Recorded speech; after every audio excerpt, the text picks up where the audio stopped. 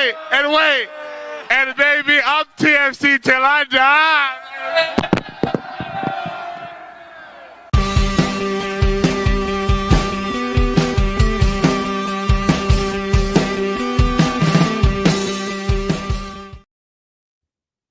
Hello and welcome back to Toronto Till I Die, the Toronto FC fan show. And, you know, as long as I've been doing this show, and Mr. Singh, you've been obviously on this program a lot longer than I have, it's becoming an annual thing about this time of year where we say Toronto FC has once again missed the postseason in Major League Soccer. But it is true for the fifth season in a row, Toronto FC will not be making an appearance in the MLS Cup playoffs in a league that literally sends almost 20 teams to the postseason. We'll talk about that. We'll talk a little bit about sort of what's gone wrong this year. We'll talk a little bit about what I think, and I think a lot of people out there see as potential sort of light at the end of a very, very long tunnel. And we'll talk a little bit about Saturday, a game that, I think Toronto FC were unfortunate to come out with just a draw. We'll talk about that more and obviously get your comments, as always, with Michael Singh. Singh, how you doing? How's everything with you, and sort of how you feeling about the nearing end of the Toronto FC 2025 season? Yeah, things are good. I played a little bit at Stade Saputo Oh, a couple weeks back. enemy territory. It was enemy territory. It was very much it was bittersweet. It was for charity. So, on the one hand, yeah, I'm looking for the logo to kind of, give a little Get a little kick. Get a little kick on the other hand, there for a good cause. So, I mean, honestly, very cool experience, being able to take the pitch there. But yeah, like I said, it was very bittersweet in the sense that it's enemy territory. But cool overall. Yeah, in terms of getting to this point, I mean, finally, it's been season over. When I say season over, just any playoff hopes really since, come on, like May, June. Like it's been, this is the earliest, I think this season was the earliest I think we've really felt as Toronto FC fans that the club was eliminated from playoff contention. Even in past seasons, while they've got off to poor starts, there's other teams around them that got off to poor starts as well. And, even last year they got off to a great start. So they felt like they were in it for most of the year, which honestly they were. And until they kind of fizzled down the stretch. So, yeah, for a lot of reasons, I think it brings the TFC fans maybe even no feeling. I was going to say sense of relief, but it's no real feeling just because it's, this has been a long time coming. Yeah, for sure. And I think, we've seen just a reaction from Saturday after the 1-1 draw in New England. I think in a lot of cases, it was just kind of shrug of the shoulders. A lot of people knew this was coming. I think for a lot of people, and I think I count myself in this category, and I don't know how you see it, but I never had any expectation that this team would be in a real race for a postseason spot to begin with from the beginning of the year. So this kind of feels a little bit fait accompli, but I don't know how you feel. For the listeners out there, give some comments in the chat there, how you're feeling about it. But this kind of was just like, yeah, this is kind of what we kind of saw what this team was going to be in the preseason. And it's kind of worked out exactly the way a lot of people thought it would. Absolutely. I think my prediction might have even been like lower than, I think you were a little bit more. Yeah, I think I had him like 12th or 13th or something like that. Even we were. Yeah, I mean, the writing was on the wall all year in terms of roster wise. But look, the reality is that was in the past because Toronto FC have turned the page a little bit here, bringing in, first of all, making that financial commitment to buy out Lorenzo Insigne, Federico Bernardeschi, making the financial commitment to pay a lump sum of money, a good lump sum of money, to bring in Georgi Mihalovic. Cifuentes coming in, making that trade to acquire Jules Anthony Visson, who's looked pretty good. Shipping out a lot of different bodies. They're in a position now moving forward that has a little bit more clarity and a little bit more opportunity. Um, it's that team, what we discussed. I don't know if you feel the same way, but for me, it feels like that team that we had discussed for the majority of the season is in the past. Like, it's now a different kind of Toronto FC, especially when you look at some of the key players who are contributing in a Georgie and Cifuentes, and the way Theo Corbinu looked over the weekend. Like, it's now new blood as opposed to some of the bodies that have been here for the last several seasons. I do agree. I think it is a bit of the team in the past. Again, I'm just taking Saturday as a sort of a capstone, I guess, of this. Hmm. You saw a team that, okay, was not in any way a team that, is going to go out there and really compete at a high level in this league at the moment, but has the sort of the little glimmer of something. And I think, when you think of this team right now, what I see is a team that obviously is going to work really hard. Probably not talented enough in terms of just final product, things like that. You have Georgi Mihailovic, but you're kind of trying to chop and change spots in number 9 position, Hmm. even sort of on that left side, left side attack, trying to figure out what exactly you're going to do there. But you also see these moments where, yeah, you can see why you go out and make the outlay for Mihailovic that you do, right? He curls a beautiful shot on goal in the first That half, would have been a forces a really screamer. good save, yeah, out of Matt Turner, and then the ball um, to Theo Corbianu for the first goal, just to release him into space. And obviously Corbianu does a great job going one on one and just making something happen. Hmm. I think you see the potential of what this team could be. It needs more pieces, obviously, but you see a bit of that. That, okay, there is a ground floor here, and the question is, how do you go about building from there? That's the however much cap room they have, $1 million question that TFC has to face in the off season. Yeah, for sure. I mean, look, since Georgie came in, they've not lost a game. They've actually rallied out 5 straight draws, including, some tough matches, Philadelphia, Columbus, then you had Atlanta, Montreal, and then of course New Yeah. England away, which is always, traditionally one of Toronto F's toughest fixtures, going away to Gillette Stadium there. So, um, positive results, and overall, I think more positive play than we've seen from Toronto FC, in the past. And yeah, of course, Georgian Mihailovic has the quality. You run into this little bit of a concerning territory slightly, where you bring in a player in this type of environment where, you know, Georgian Mihailovic is racking up goals, racking up assists, even for you know, again, another subpar Colorado team. But he comes to Toronto, and while he's getting assists here and there, still not probably as dangerous as he was used to being. So you run the risk of things running a little dry there, in some assets, from a more of a mindset and competitive standpoint. But I think everyone at the club understands the bigger picture. Like, everyone at the club understands.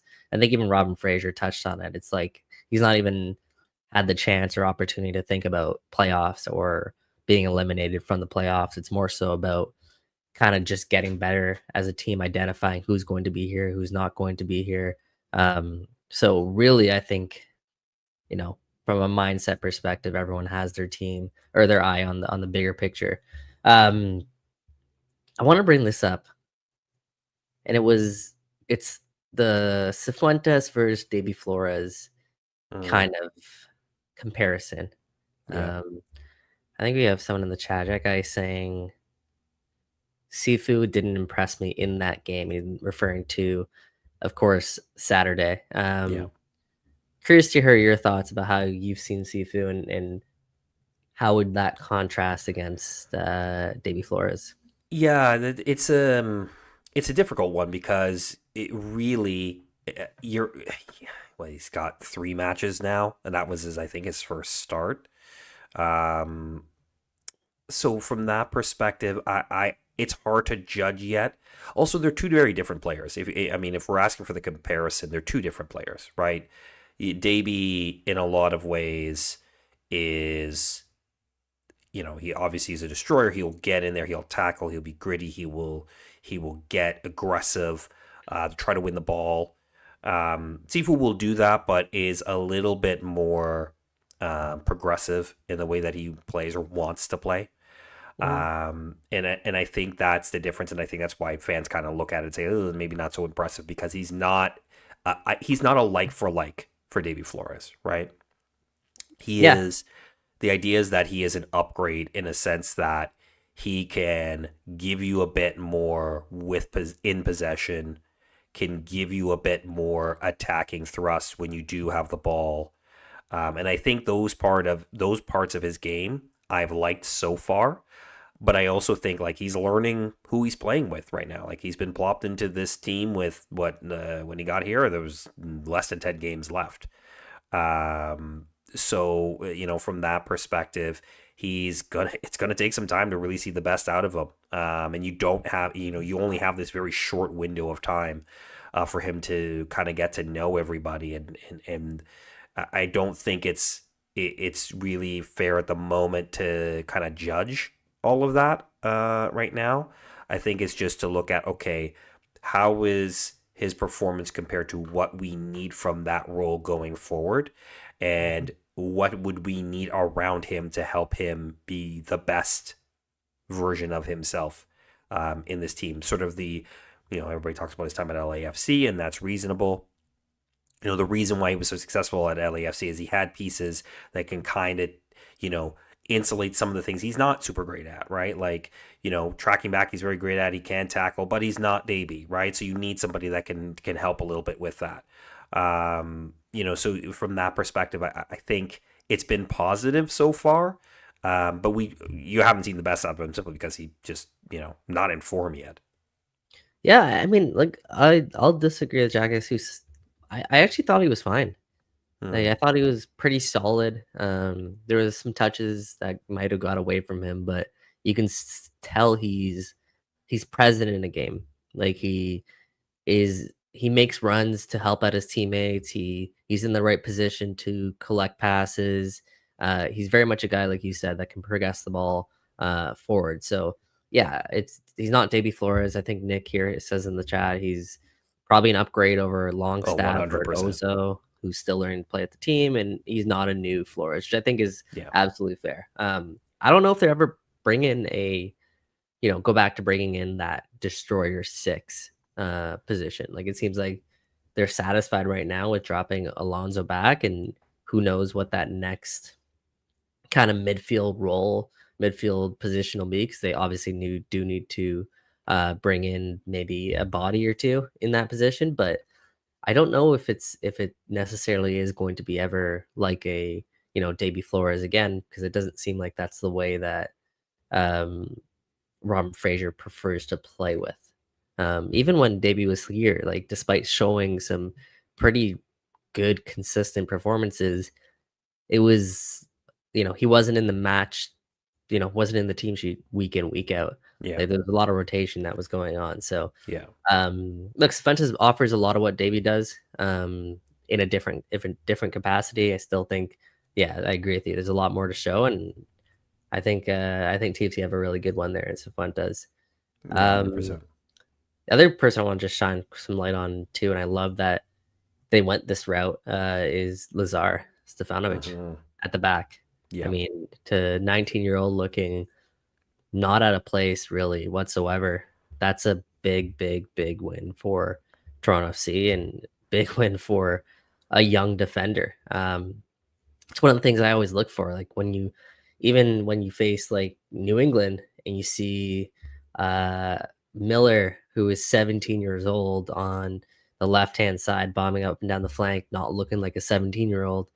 I always wonder, like, why do TFC kids look so much more like kids than, other MLS clouds? But Lazar in this situation looked, uh, smart, composed, both feet. Um, I thought it was overall just a great performance from Lazar Stefanovic. Yeah, 100%. And this is sort of what a lot of fans have been sort of crying out for with him, is to see an extended run with him in the team, to see how he can adapt to senior level football. Can he do it on a consistent game by game basis? I think we all know he's got bags of talent, in the limited opportunities we've seen him with the senior team. He's looked good, right? I think he's only really had one really sort of subpar performance, and you expect that from, at the time, an 18-year-old, right, at Mhm. center back.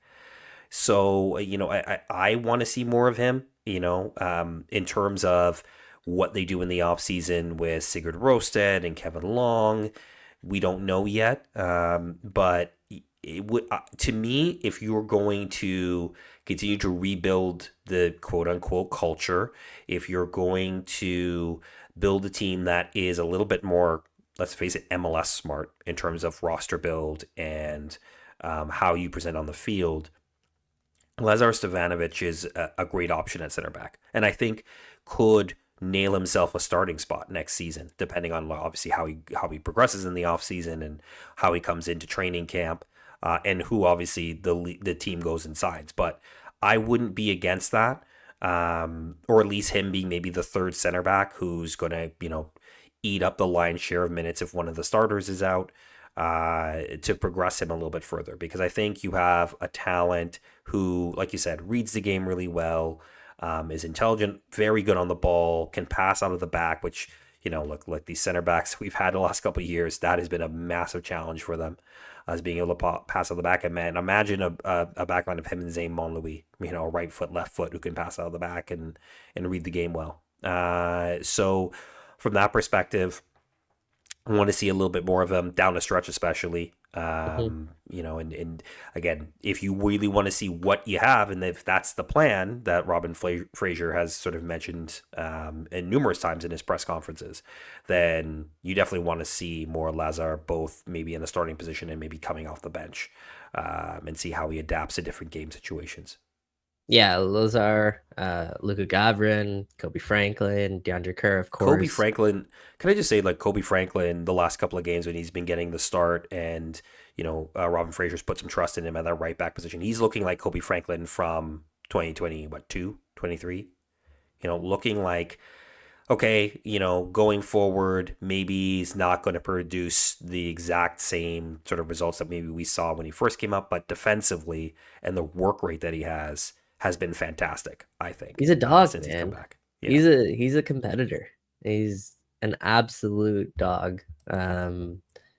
Obviously, like, some of his decision making, some of his touches, even some of his positioning a little bit still leaves some to desire. Mhm. But absolutely a piece that Toronto FC have there to continue to develop and compete for some minutes moving forward. He's a guy who, man, like, he represents Toronto through and through. Um, I think if any TFC fans caught that Josie Altidore returning to BMO Field Mhm. announcement with the Buffalo Bills, Kobe Franklin was the guy that represented TFC as Richie and Ozo were away on international duty. So to have a guy like Kobe, it's not a bad thing, absolutely. And to get more minutes for these kids, I mean, I'm just surprised it honestly wasn't done earlier.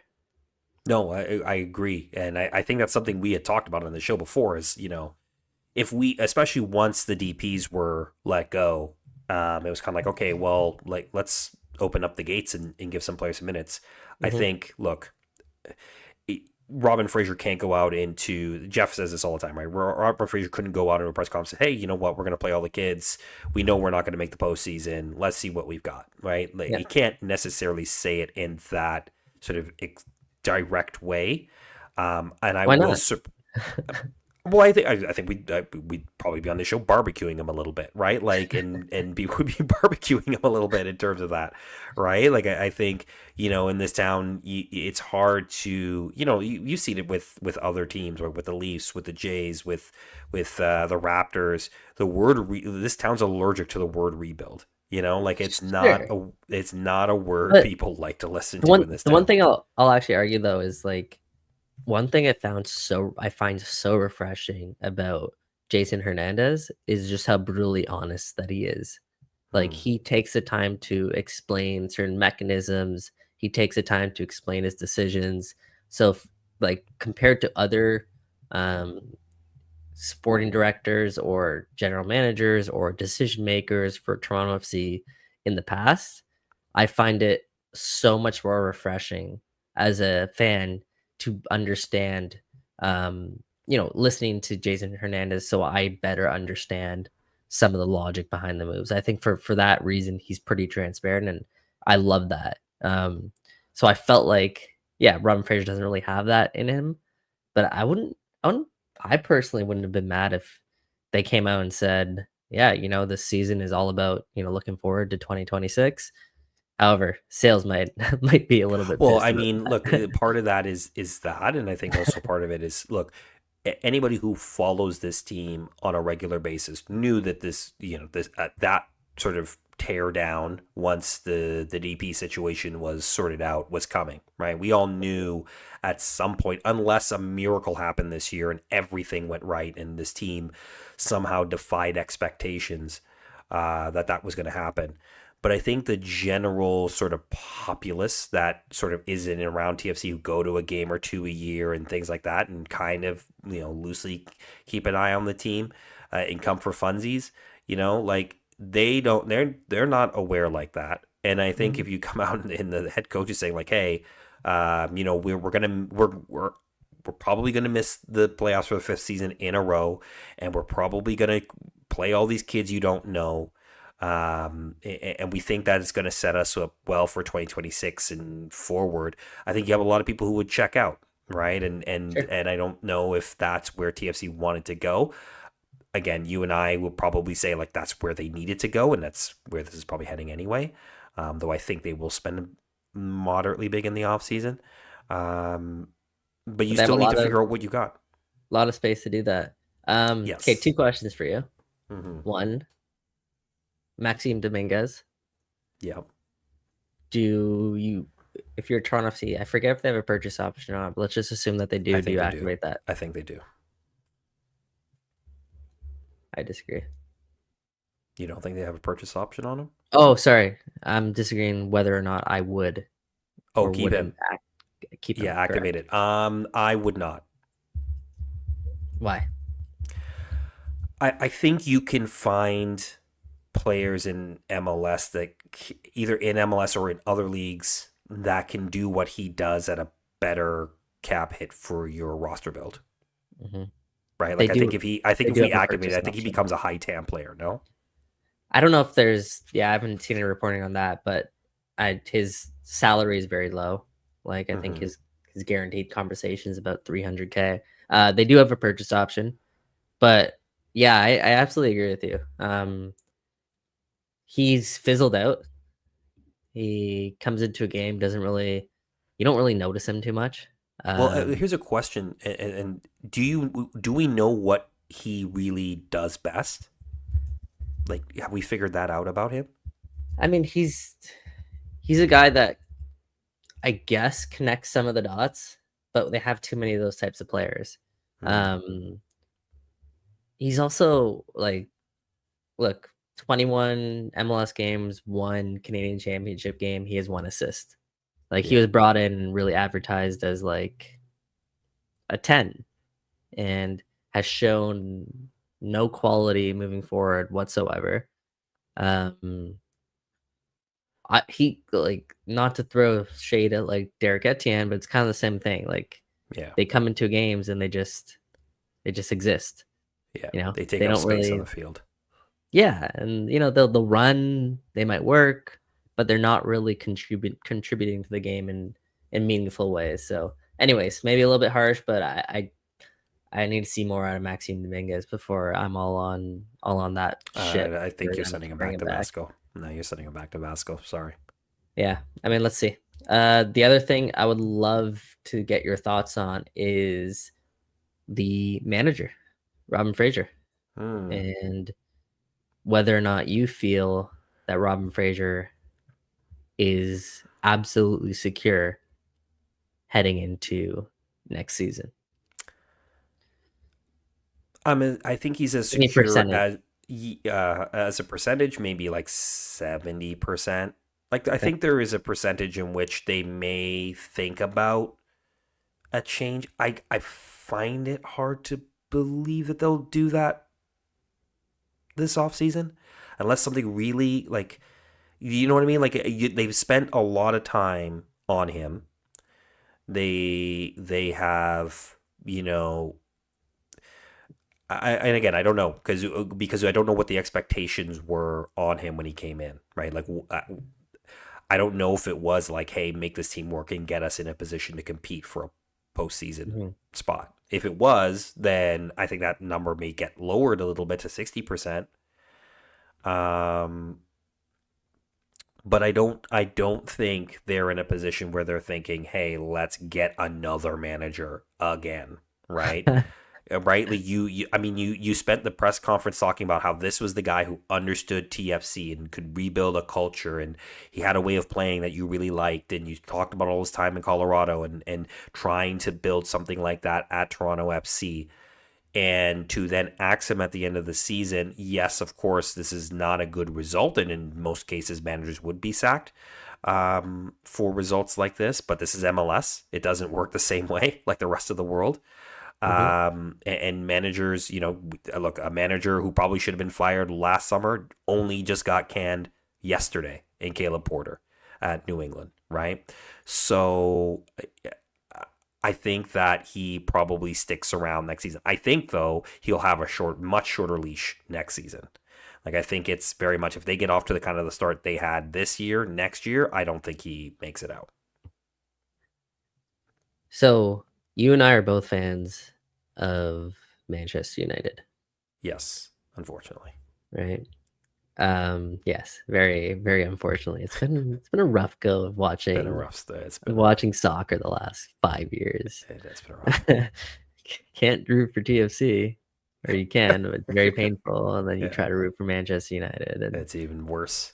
how am I still working in soccer? I have no idea, and how I still watch soccer consistently, I have no idea. But anyways, my whole point being is it's kind of like similar parallels where since Sir Alex Ferguson for Manchester United, Man U has been going through manager after manager after manager trying to find the next Sir Alex Ferguson for the club. Yeah. Since Greg Vanney at Toronto FC, you know, TFC have been going through manager after manager after manager trying to find the next Greg Vanney for Toronto FC. Yeah. A ton of turnover. Like, I think the longest tenured manager since Greg Vanney probably would have been Bob Bradley. And that lasted just under 2 seasons. Yes. And a season and a half. Like 18 months or maybe. If I believe I'm not mistaken. Yeah. So, you know, at a certain point, you want to get behind a manager and give them, you know, the reins to kind of lead a team forward. But you can't just make that decision just because you've made other decisions in the past, if you know what I'm saying. Like, it's got to be the right guy you give that leash to. But how do you know it's the right guy if you're just going to give a long? It's kind of like a catch-22 because, you know, for Man U fans, we're stuck with Ruben Amorim right now, who has put up the worst results since, you know, turn of the last century. Yeah, like a long time ago, but the worst results as of any manager post Sir Alex Ferguson. Yeah. Robin Fraser isn't quite in that territory, but he's near that territory. Sure. So I don't know. I might, like, my whole point about this is that TFC in a really tough spot where it's like, on the one hand, you want to give a manager a fair, you know, 2 years, couple transfer windows for a manager to really make their impact and rake the mark on a squad, get that culture, get that identity, quote unquote, built, especially with players who are now fit to a system. And the second you bring in a new manager, it's a new system. All of a sudden, they want new players, so on and so forth. On the other hand, you're back in a manager whose results are way worse than the previous managers with a lot of the same players. So it's, yeah. Yes, but like I would also, if you're using the Man United um sort of comparison there, I Analogy, would, yeah. yeah, analogy, I would think about Ole Gunnar Solskjaer a little bit. Yes, Ole should have eventually been fired, yes. I loved Ole.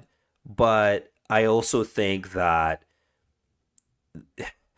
I think there is this thing with Man United between the expectation and the remembering of the glory years and divorce from the reality of what is now, Mhm. right? Like football in the age of Sir Alex, I'm old enough, you're old enough to remember how football even 20 years ago, 25 years ago in the Premier League was very different, right? You had a decision be all manager, whether it be Sir Alex or Arsene Wenger, these guys who were like, I am the be all and end all, I am the full stop of this club. United have not only now we're starting to try to get out of that in it, and they still haven't really figured it out. And I think TFC are kind of in a similar position where we are hanging on to this nugget of 2016, 2015, if you even want to add that into about the 2020 season. We're hanging on to that area of like, we're trying to get back to that. So we need to try to get back to this thing. And anytime something really goes wrong, we're like, okay, we gotta change it. We gotta change everything. We gotta change the culture. We gotta change all the players. We gotta find a manager who can exude that confidence like Greg Vanney did. And at times, we remember when you hire Greg Vanney, no one wanted Greg Vanney to be manager. Okay, Mhm. like no one wanted Greg Vanney to be manager. He was academy director for like 8 months, and then they brought him into the role, and everybody's like, "Who is this guy?" I distinctly remember that. I distinctly Yep. remember John Molinaro writing a piece being like, who the hell is this guy and why is he the manager? Um, and of course, it took him some time to get into being the manager. It also helps that you sign a Sebastian Javinko in the first offseason, so that helps. Um, but I think you do have to at least give a manager some time here. And Robin Fraser is not a new manager. He knows how to build a squad. The question is, what kind of talent are you going to surround him with and give him to work with? Um, that's really going to be the question, because I would think his hiring was suboptimal. He comes in like 7 days, 10 days before the team's supposed to take off for training camp. Like that's not a lot of time. Um, and you already got a team that, yes, okay, many of the same pieces were around when John Herdman were here. Some of the pieces around here when Bob Bradley was here, but that team had already been fractured for so long Sure. that there's no way this man can come in and fix that stuff. So I think you do need to give him that time. I know fans want to. There's a lot of people who don't like him and want him gone right away. I don't think this is all totally on him, and I think you do Not need to at give him all. that time with one caveat. One caveat. What's that? If Jim Curtin wants to say yes to this role, if he's like, yeah, I'll do it, okay, maybe you have to reconsider. Of course. Of course. Jim Curtin is a holy grail out there. Yeah. And there's not a lot of teams right now that would say no to a Jim Curtin. But be careful of holy grails, because if we're using the Man United analogy, Man United have gone after some holy grail managers and it has not worked out very well. Louis Van Gaal, they went after Jose Mourinho. They went after that one. You could see that writing on the wall very quickly. You go after the new hot thing in Ruben Amorim. That has not gone well. Eric Ten Hag was a new hot thing. That didn't go well, right? Like it's you with managers, you have to be careful, right? I think you need to find managers who fit the ethos and what you want to build in this club. And I think Robin Fraser does fit that. Yeah, no, that's fair. He definitely does fit it, especially the way that Jason and Keith Pelly described when speaking about him initially when he was first brought in. Yeah, I mean, look, the you kind of illustrated it there. A lot of manager changes doesn't always equate to positive results, right? There's obviously deeper, bigger issues at Toronto FC, which they've been a bit more transparent about, which they've said they're addressing in the process of addressing. So let's just see kind of how I guess this unfolds moving forward. I'm with you. I think about a 75% chance that Robin Fraser is back next season. I think he fell on the sword quite a bit for Toronto FC, especially in the early part of the year when you're talking about Lorenzo Insigne and the way that situation was handled. So let's just see overall kind of how it progresses. And wouldn't be surprised at all if Robin Fraser's back with Toronto FC next season. Yeah. And question for you in terms of we talked a little bit about Jason Hernandez, so we were asking about Robin Fraser. I would turn around and ask the same question about Jason Hernandez. I don't think he's going anywhere, but Mm-hmm. at the same time, do we think he's the right person to lead this rebuild? I mean, how do we feel about the loan policies he's had so far? This sort of loan army, if you want to call it, of players coming through. And how do we feel generally about his potential to go out and get real difference makers for this team? Because, he's found some nice gems, in my opinion, that are low cost and low risk in a lot of ways. But on the other hand, has he really signed anybody that has really been a true dynamic, game changing sort of player? And I'll list a caveat of Mihailovic, because yes, I know that's coming, but we haven't had a full season of him yet. And maybe Theo, but I'm still to me jury's still a little bit out on Theo. But Same. I would love to hear your thoughts on that. I 100% think Jason Hernandez is the guy moving forward. I think, look, anytime you can get a general manager who finds a way to get himself out of Io Ekanola's contract, he deserves That's all going to the be the holy leash, grail going all forward. the Yeah. leash in the world. Yeah, exactly. No, I mean, look, you still have some very positive moves in Nixon Gomes, Zane Munlui. Let's see kind of how he progresses, but a very young forward or defender with a lot of pedigree. Look, you like some of the moves that he made this window in terms of getting a lot of allocation money in return for people who were on their way out of the club, essentially. Um, or if not on the way out of the club, I think very replaceable. Uh, I think the framework that he's built has allowed him and set Toronto FC up to be a lot better next season. He hasn't really been given the full, let's call it, you know, full supply to cook, quite full ingredients to cook yet. So let's see. Let's give him an opportunity to cook. This will be, in my opinion, his first real test this offseason. Okay. And do you think the ownership back him with deeper pockets? Like, look, Yeah. there's going to be what, 2 DP spots available? Do you think they back him in terms of going all out with spend? Yes. Not necessarily 3 DPs, Mm. but I imagine 2 DPs and the under 22 initiatives will all be utilized. And look, they have a lot of cap space to also add more impactful players that can fit within those criteria. And especially when you look at some of the loan moves he's made, that's a good way of getting players that under that DP threshold who could still be very, very impactful players. Yeah, fair. Okay. Well, I mean, look, there's a lot of work for Toronto FC to do. Mhm. If you look at the rest of the schedule here for the remainder of the season, like it's still actually a bit of a, I don't call it a murderer's row, but it's not an easy sort of end to this season here. It's Columbus, it's Miami, it's Chicago, who are in a playoff hunt, LAFC and Orlando, right? So it's Yeah. basically all playoff teams or teams fighting for playoff standings. And TFC essentially are going to be going into these games kind of playing spoiler. Not kind of playing spoiler, very much trying to play spoiler. Mhm. Um, Question for you, the little bit offbeat question, but are you going to the Inter Miami game? I have tickets. Am I going to be Okay. determined? Okay. Could have been Messi's last time in Toronto, maybe. So that's enticing. And Messi always, yeah, for me at least, always draws interest. Yeah, fair You? enough. I am not going to that game. No, I am not going to that game. But it's also because I probably have to be at the Rogers Center anyway.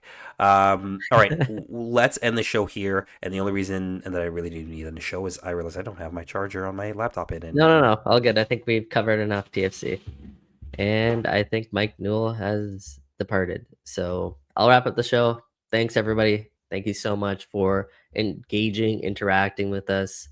I think, we all know, we can all be honest about this, that it is a very tough time right now to be a Toronto FC fan, to follow along. It's been a very long season so far, but there is light, hopefully, at the end of the tunnel.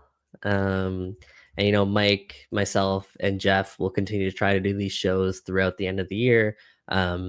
It's enjoyable for us, and especially as TFC turns a new page, I think there's gonna be more stuff for us to continue to talk about, and definitely going to be a lot of stuff to talk about during the off season. So anyways, thank you all so much. Be sure to like and subscribe if you haven't already on our YouTube channel. Please leave us a 5-star review wherever you listen to your podcast. That means a lot. But yeah, that's it for now. So on behalf of Mike Newell and myself, hopefully we see you next week. Thank you for watching and listening. And wait, and baby, I'm TFC till I die.